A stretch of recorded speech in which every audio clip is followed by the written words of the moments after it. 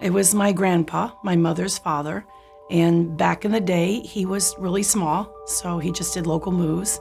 And in the evening time, he actually drove for the Journal-Star in Peoria. I honestly don't know when the poor man slept, but he was hard work ethic, and he was known for being the very best with moving pianos. If anyone ever had a piano to be moved, then he was the guy.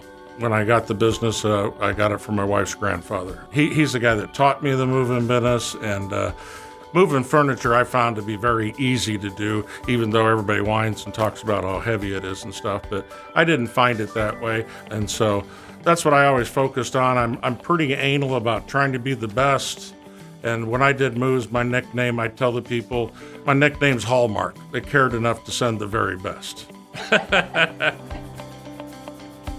We're kind of going through a little bit of rebuilding because a number of the people that work for me had been here for over 30 years and have retired. And so now we're bringing in some new blood that I'm very proud of, that I think that'll be the awakening of going to the next level. Do we need to start doing more digital marketing? Do we need to get our foot in the door more with social media? These were all things that I kind of saw initially walking in here, and it kind of helped validate my thought process in terms of where we need to head in that direction doing that. I mean, they bring a lot of knowledge, a lot of experience with them in this fast-paced environment.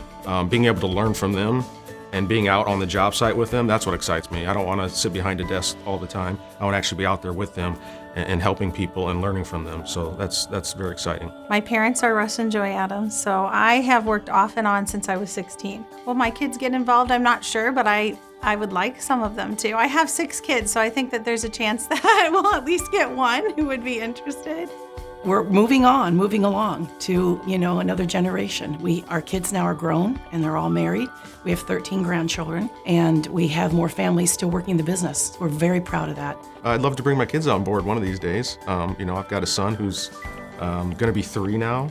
I've got a daughter that's 1, so they got a ways to go. But yeah, I'd love to. I love that it's been a family business for so long, and I think that's one of the benefits of working here is being a part of a family-owned business. Well, I've known Russ for years, a decade, actually more than a decade now. And we had developed a very good rapport. And so we had a lot of interaction, he and I and his staff. And they've always been a top leader in quality and in communication. So I was very impressed with them, all throughout the years that I worked with them as a van line agent relationship.